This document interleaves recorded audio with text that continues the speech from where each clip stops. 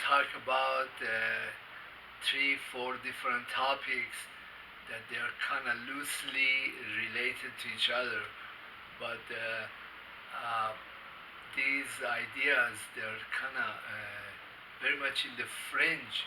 Uh, the people have kind of really hard time seeing a pattern through these events, but they go back in history for a very long time. So when you have been following a thread means that when you follow a subject, you have a very deep interest in this subject, and then you follow it over many, many years through many sources. I think some scientists they do stuff like that. For example, Einstein used to read a lot of different literature on properties of light, and then he kind of meditate on it, and then come up with a new theory, something like that. Well, some of these ideas or that threads that I follow are like things that have happened in history. They have to do with law and Iran, Sharia law, terrorism, and what's happening right now. Well, what's happening right now is that there's two or three events that are happening concurrently. You're gonna have to kind of make a assessment of these events.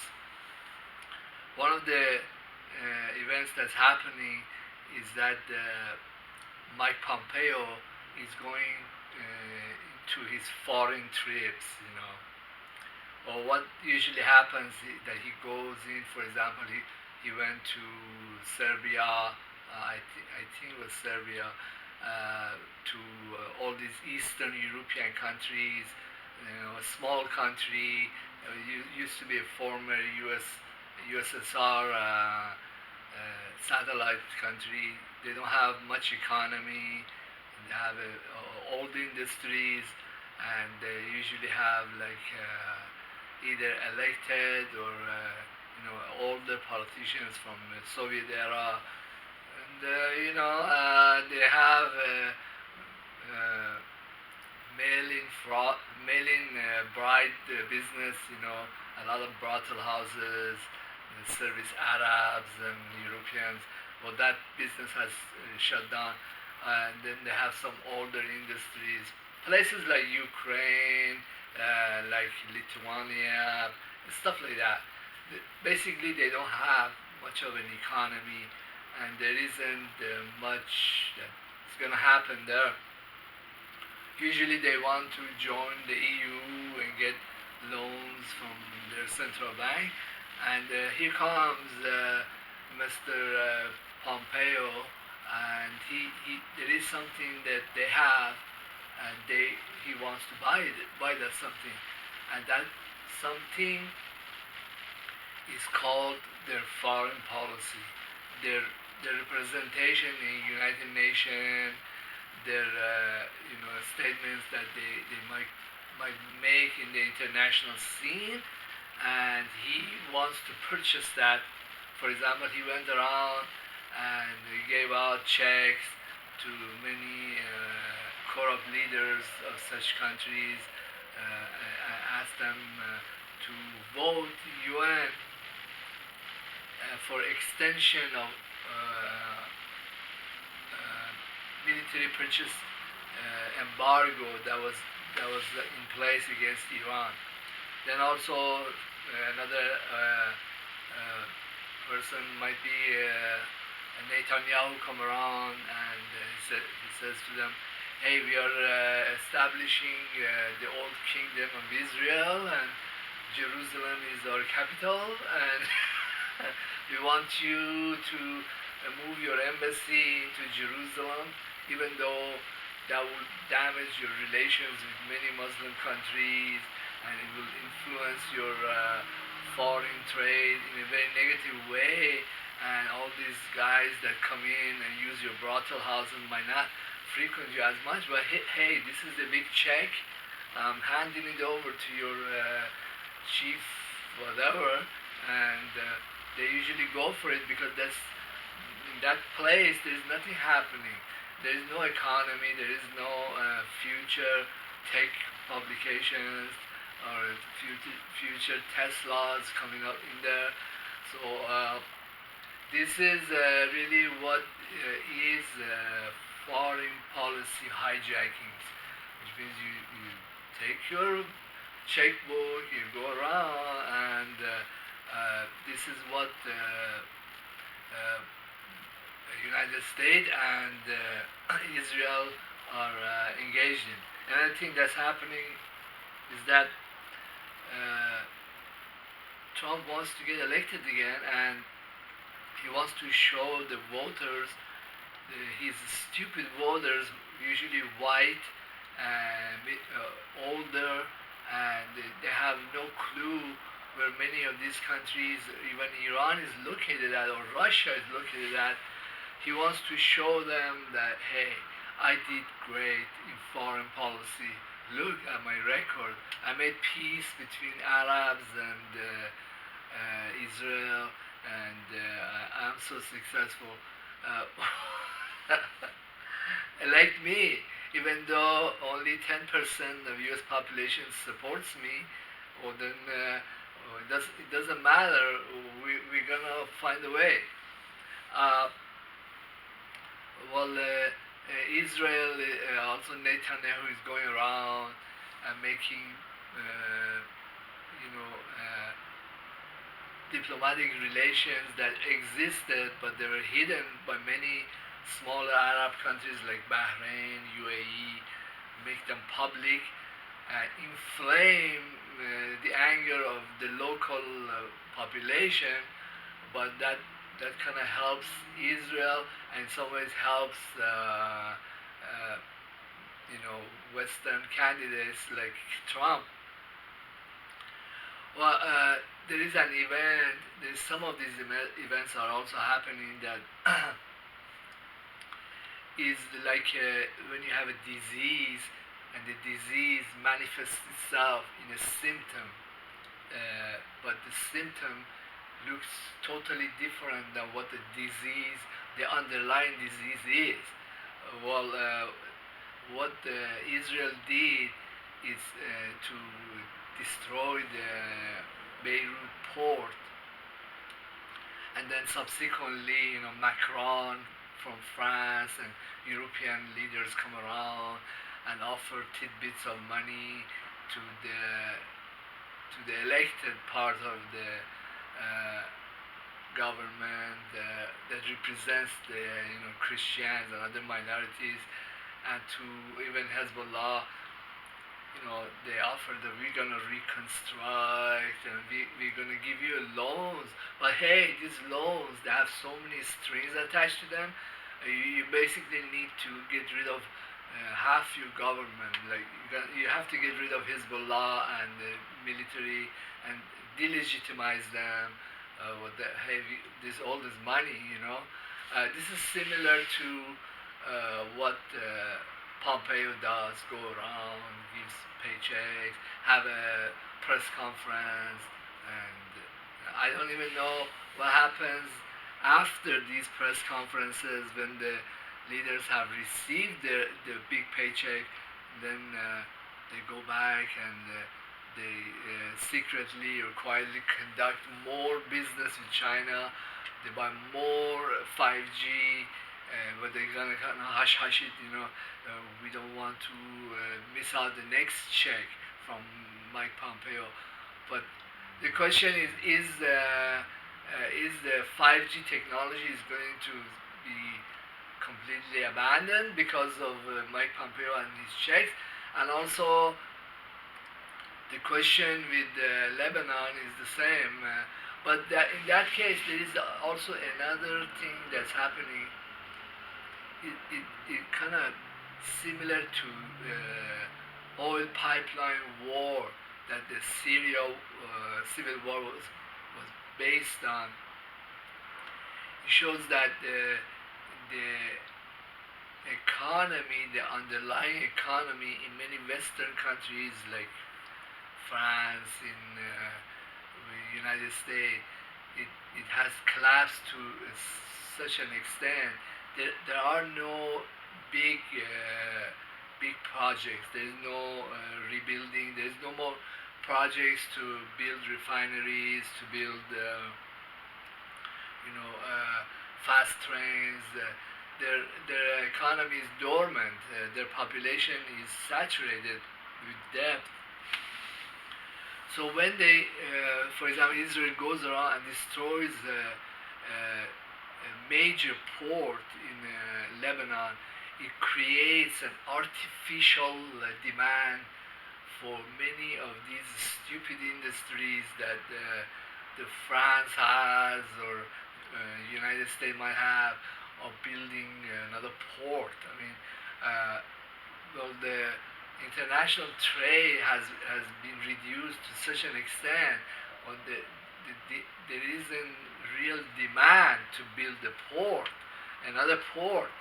But then when Israel goes and destroys their port, well, yeah, there is now demand to build more hospitals, demand to build more ports, demand to import all these equipment, or where this demand might go to France because they house many Zionists, and who knows that they kind of give a little handout to Israel that, hey, we need to do this. Well, by the way, there was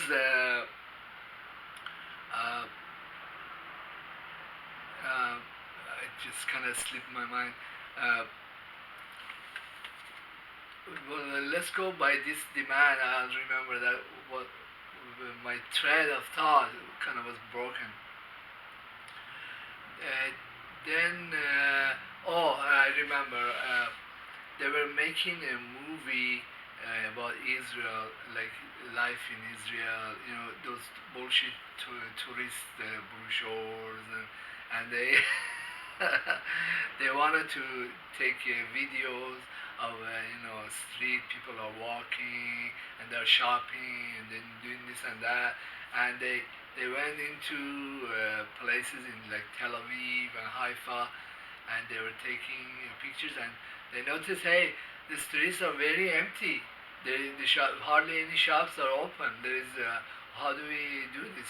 And this happened before Corona, not now. It might be even worse. Uh, but then the photographers and the the crew, they decided, hey, maybe we should make these videos in Beirut because there's always people there. There's shops are open. Well, Beirut might some parts of it might look like Tel Aviv. So they went and took those their shots, and then they published it, and then somebody else found out, hey, look, this is Beirut, this is not Tel Aviv. Well, this kind of shows these two symptoms of destroying Beirut port, and also going to Beirut to take views for tourists to Tel Aviv. It shows a bigger disease that the economy in Tel Aviv, the economy in Israel, has collapsed, and the population has also collapsed, but it hasn't done so in Beirut. That's kind of the disease that we are hiding. Another event that was happening currently, well, there was this guy, he was a wrestler, he was a gay wrestler in Iran, and he had killed, I think his name was Fakuri or something. He had killed a cop, a security personnel, and even though if in United States or even in Orange County or a very liberal county or a state in here, or if you kill a cop, okay, there is a very high possibility you're going to get death penalty anywhere, here or in many countries, or except countries like France where where maybe the capital punishment has been banished. But then even over there, they'll keep you in prison for most of your useful life or for life. But then Iranian government declared, or it was known that they're going to execute him. Then many of these groups that are similar get paychecks from Mike Pompeo or CIA or Western media. They started a campaign to stop execution, but they didn't succeed. But it shows that there is an effort by foreign governments, the United States, that they don't want the people that they supported, like ISIS members that are in prison in Syria, in Lebanon, by the Kurdish factions, Iranian terrorists that get caught, or Iranian sponsored by CIA that come in do sabotage. They don't want these people to get executed. They try, but it's often without success. But then this is similar symptom that shows an underlying problem. Is that first there is support for terrorists in Iran and Muslim countries by United States and Israel. They give money, they give weapons, and actually they found the caches of weapons that was sent by United States in Kurdistan of Iran, and there is also groups that they support. Whoever wants to offend Iranians or Iranian government or Syrians or Houthis or whoever that the Western government they don't like, whoever wants to kill them, then we are your friend. The enemy of my enemy is my friend kind of deal, and this goes on. It has been going on for many years, and we just you see it constantly show up in news in different form. But if you hadn't really followed this, try to make some sense out of this, it doesn't make any sense. It looks like an isolated event, but it's not. Then there was something that happened after Iranian Revolution that shows why Iranian government will not stop executions, because they can't. There is very strong reasons. Some of it has to do with national security. There was a terrorist organization was called Mujahideen Khalq back then. Well, they're much more weaker now. There were some in Iraq, and they moved everywhere after Iraq. They have a leader. I think her name is Mariam something, and she was having a press conference with I keep forgetting a lot of these names. The New York mayor,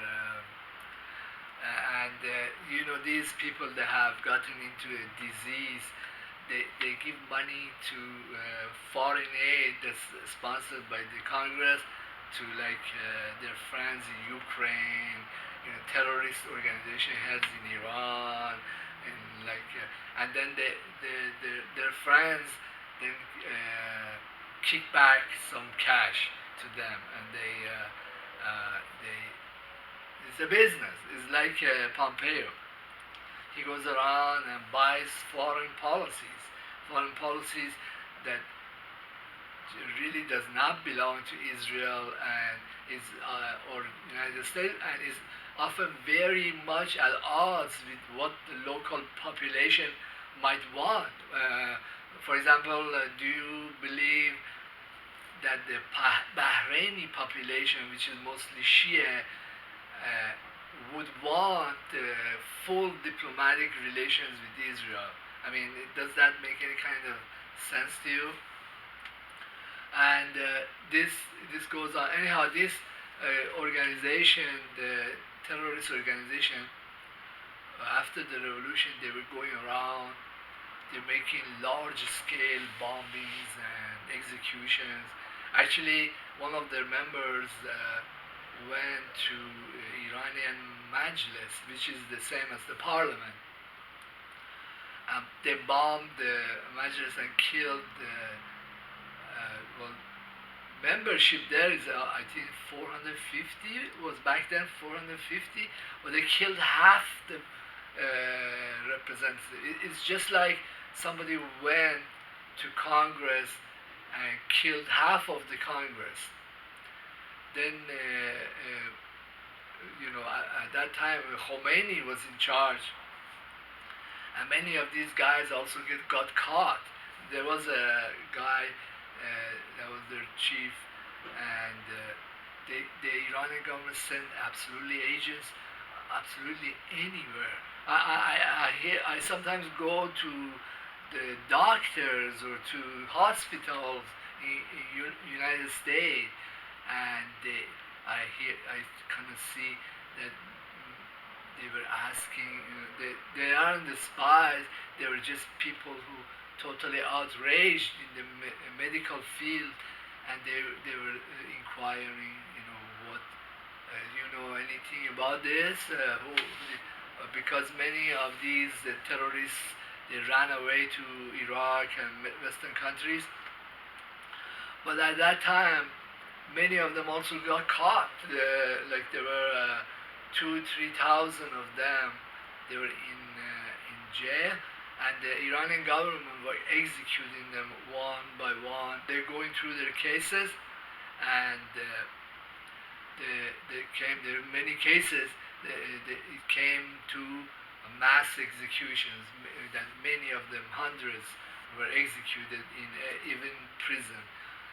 They were a huge threat to the survival of the government. It was existential. They were existential threat to the Iranian government, and the Iranian government executed. But there came a point in all these that Khomeini had to make a decision, because these people, they had support from Shah and his bureaucrats. There were many of them were in the government too, and also some support from foreign government.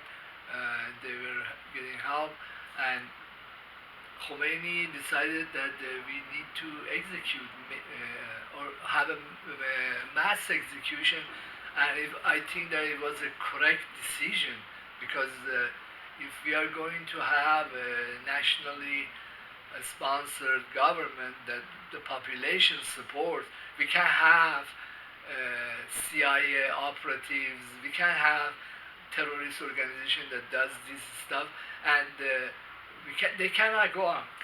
And I think that many places, many governments would resort to this same kind of tactics, and well, the legality of it could be questioned. All these people getting executed, but then we had to get rid of the MKO, the Mujahideen Khalq that had done. There was no future with the kinds of stuff that they had done.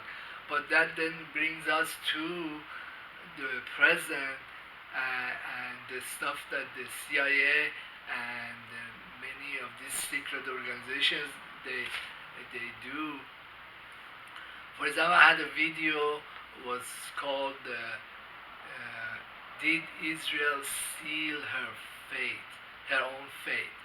which I think Israel did so by destroying the Beirut port. This is just terrorism in a very large scale, or killing, basically killing off the government, another government. That the reaction would be very deadly, would be very genocidal, and Well, something similar happened when some part of ISIS uh, they came in Iran. There was a military parade of IRGC, and one of them, or a guy, he was kind of bought off. He had come through Pakistan. He exploded himself and killed 33 soldiers. Then Iranian government investigated and they found out that he was sponsored by or financially sponsored by a group in Syria. And then they investigated some more with the help of the Syrian government. They found out that there were several houses that it was like their campground. And the Iranian government retaliated with cruise missiles and killed them all off and destroyed their base. Well, something similar happened with the Americans. They killed the Iranian general, and the Iranian government completely destroyed two bases, American bases. But then, I don't know why Iranians have wear a velvet glove with Americans, and Americans they usually get away with a lot more than the Arabs or the ISIS. But the Iranian government warned them through the Swiss embassy channel, and the soldiers went and hid in the bunkers, and they weren't killed. But they deserved the death penalty just as much as the Mujahideen. They deserved death penalty because they had killed the significant general, or the same is true as killing senators or representative of any government. Well, is there going to be a similar genocidal kind of retaliation?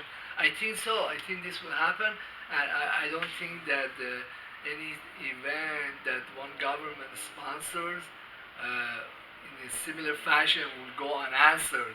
It might be answered in a secretive way, or it might get done, and then, for example, the United States will not broadcast it, but it will happen in one form or another. Well, there is a prediction by Edgar Casey. He was an American psychic.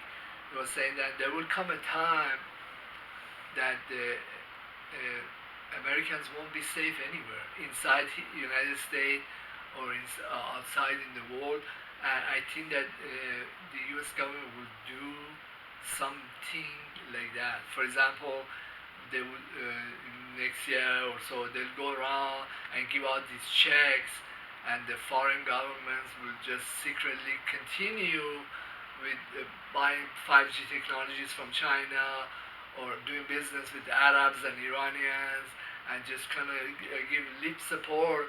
And then the CIA might say, "Oh well, that lip support wasn't enough for all the monies that we gave you.